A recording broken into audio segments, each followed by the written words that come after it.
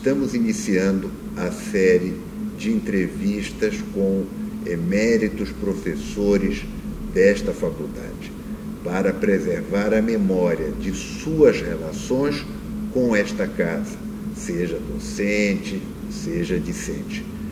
Nesse sentido, iniciamos agora entrevistando a professora Odete Medauer, que foi professora titular desta casa e permanece sempre na alma, no coração de seus alunos, que são todos aqueles que leem toda a sua vasta produção acadêmica ao longo do tempo. Professora, um prazer estarmos juntos. Nesse sentido, vou começar perguntando uma coisa básica, que eu me lembro de ter ouvido o professor Cretella comentar uma vez: a pronúncia não é Medauer. É Medauer. Medauer. Isso é bom para esclarecer a todo mundo. Mas todos falam Medauer. Mas passa bem por Medauer. Então, passa bem. Professora Odete, conte um pouco da sua trajetória, do seu relacionamento aqui na faculdade enquanto aluna. Ou seja, quando entrou, como foi, como era a casa, era muito diferente do seu tempo de professora, dos tempos atuais. Conte um pouco para a gente. Bom, eu ingressei aqui em 1963, o vestibular não era como hoje, que nós temos a FUVEST, era mais simples, havia menos candidatos, não o número que hoje existe para direito e para outras áreas, e me formei em 1967, mas eu também ingressei no mesmo ano na Faculdade de Pedagogia, que hoje se chama Educação, e fiz os dois cursos ao mesmo tempo. E dessa forma eu não tive aquela vida estudantil muito repleta de atividades, porque eu tinha outra faculdade também, né? E a outra faculdade tinha um sistema muito diferente de ensino, em que se faziam seminários o tempo inteiro. E aqui as provas eram sempre no fim do semestre, não havia prova no meio do semestre, né? Então, não havia uma dificuldade na avaliação por sistemas diferentes de avaliação nas duas faculdades. E com isso eu pude fazer os dois cursos ao mesmo tempo. Mas dessa forma eu não podia ter aquela vida acadêmica estudantil, com movimentos estudantis e protestos, etc., que outros colegas tinham, porque só faziam direito, né? Então, eu não tenho muita história para contar sobre isso, mas eu ingressei no coral da faculdade no terceiro ano. Muito bom, não sabia do interesse pelo canto. Eu entrei no coral e também não tenho uma lembrança do que me motivou, mas foi uma experiência muito rica, porque nós viajávamos, além de viajar para vários lugares atendendo convites, nós cantávamos em casamentos de filhos de professores. Muito bom. Cantei no casamento da filha do professor Miguel Reale, que depois, infelizmente, ela e o marido faleceram num incêndio, né? É muito triste, né? Faleceram num incêndio. Não conheço. Não sei se eles estavam na França, em que país estavam, que houve um incêndio e eles faleceram. E o professor Reale e a esposa criaram os netos, né? E então a vida no coral era muito rica e nós viajávamos e tinha assim nos sábados nós ensaiávamos, convidávamos professores para vir participar do ensaio. E que tipo de música ensaio. Que era? Bom, os hinos acadêmicos, né? Os acadêmicos, né? As trovas acadêmicas sempre, né? Nunca deixamos de cantar as trovas. Mesmo nos casamentos? Casamentos eu não sei, não lembro se nós cantávamos, mas músicas religiosas, nós tínhamos músicas religiosas, né? Muito bem. Que nós cantávamos em casamento.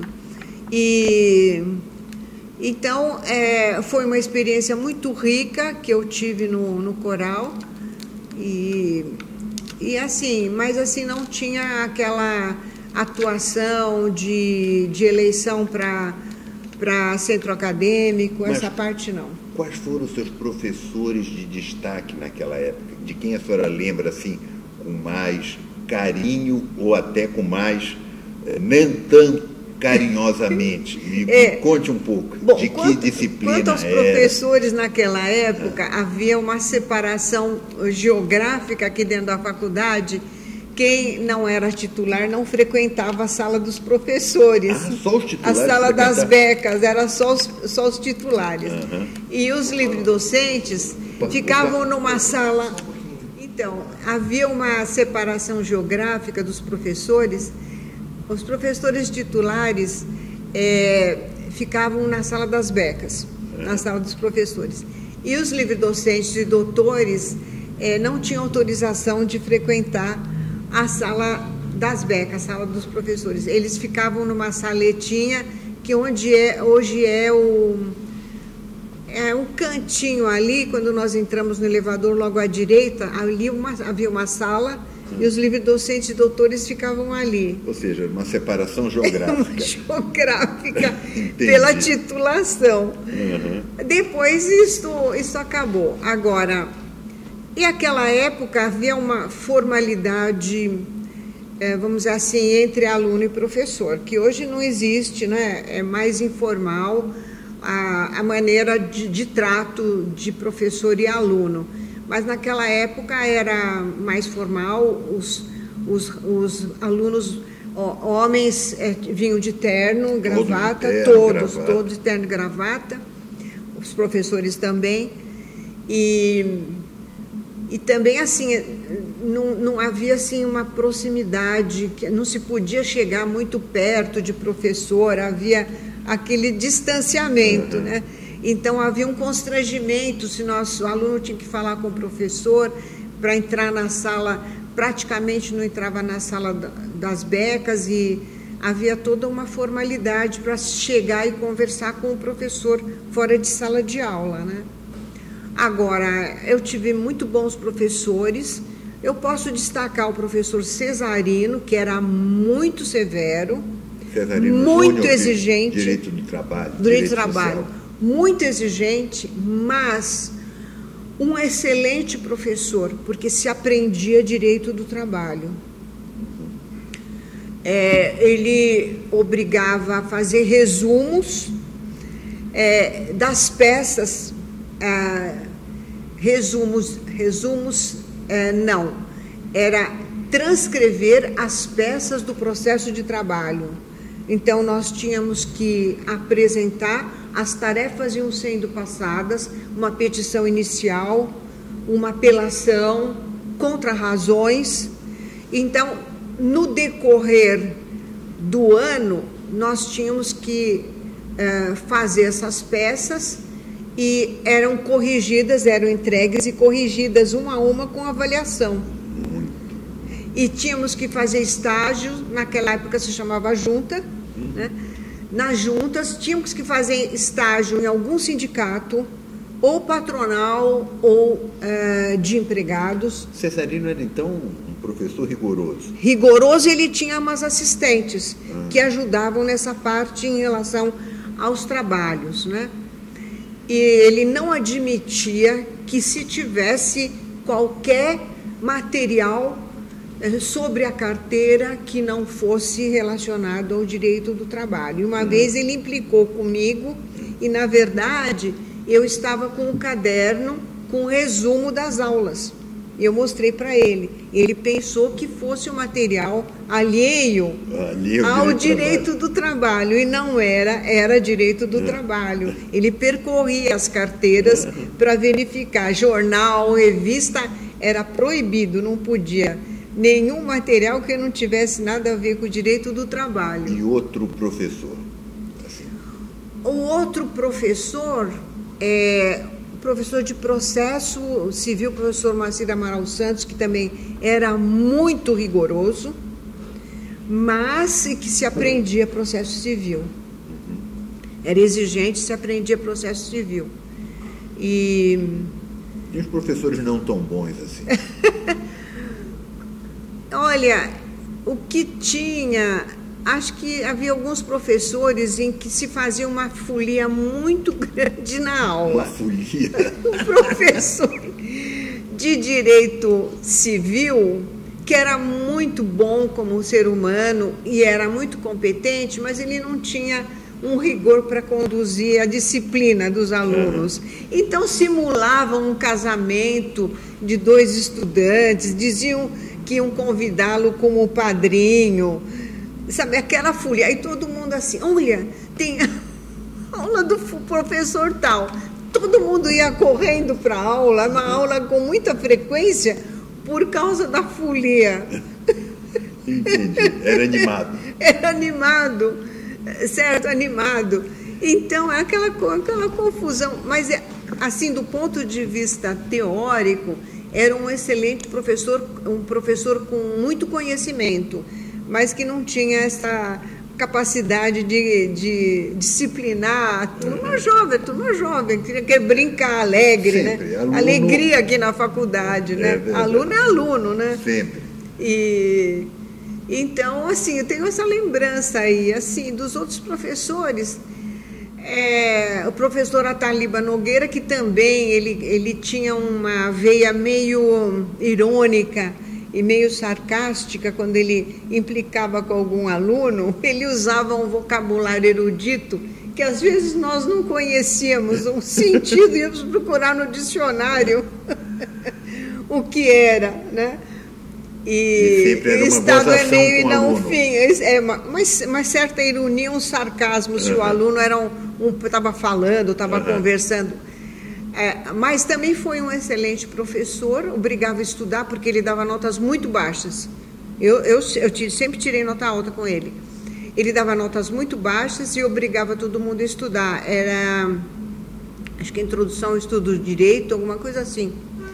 E naquela ocasião o professor Gofredo estava numa fase ruim. Parece que ele tinha se separado da primeira esposa. E ele não estava assim muito bem, estava muito inseguro, estava triste. Então, na minha turma, na minha avaliação, eu acho que por causa dos problemas pessoais, ele não foi um bom professor, não. Ele não foi um bom professor. Mas não estava num bom período. Ele não estava num bom período. Então, essas são as lembranças aí que eu... O que eu tinha também um professor muito rigoroso, que era o professor João Bernardino Gonzaga, de penal.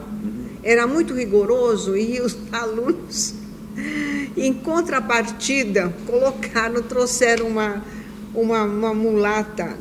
Não foi durante o período que eu era aluna, foi um pouco depois. Uma mulata com pouca roupa, que fica dançando na mesa dele, quando ele estava chegando. Ele entrou com uma representação. Contra os alunos. Mas aqui não tinha uma identificação de quem. Era toda a classe que fez aquilo, né? Ou seja, o pessoal do 11. Era uma resposta, um contraponto à severidade dele. Ele é muito severo. Muito bom. Então, era uma brincadeira que depois não deu em nada. Não foi no período que eu era aluna, foi bem depois. Porque ele tinha esse jeito severo, né? Me diga uma coisa, e como é que era a estrutura da faculdade, do Largo? Como é que isto tudo girava aqui neste centro de São Paulo, na época que a senhora foi aluna? Na época que eu fui aluna, só havia o prédio histórico, não havia outros. E eu acho assim, havia uma dimensão menor também em termos do currículo da faculdade. Era um número menor de disciplinas, portanto, era um número menor de professores, né? E as aulas eram aulas expositivas, não havia outro tipo de atividade docente, né? Então, fora o professor Cesarino, que exigia os trabalhos, os estágios, todas as aulas eram expositivas e se fazia a prova 2 vezes por ano, né? Não havia uma outra avaliação, um outro tipo de avaliação. E então a dimensão, vamos dizer assim, didática, a dimensão em termos de número de disciplinas e de número de professores era bem menor do que foi acontecendo no decorrer dos anos, que exigiu mais espaço, né? E que exigiu mais docentes. Exigindo mais docentes, exige mais espaço. Exigindo atividades diferentes da aula expositiva, traz como consequência também necessidade de mais espaço. Professora, me conte uma coisa. Em que momento dessa trajetória a senhora optou pelo direito administrativo? Foram bons professores? Teve direito administrativo na faculdade? Ou isso foi um encantamento posterior? Me conte um pouco dessa trajetória. Bom, o que aconteceu é o seguinte: o professor Cretella foi meu professor de latim durante 4 anos no ginásio, no Ipiranga, no ginásio Alexandre Guzmão, público. Sim. Ele era professor de latim.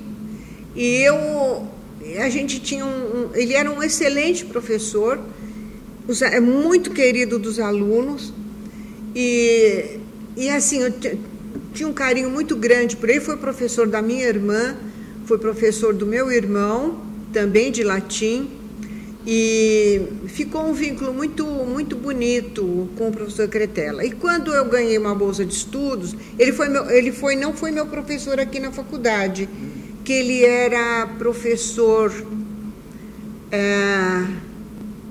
ele não foi meu professor de graduação, ele entrou,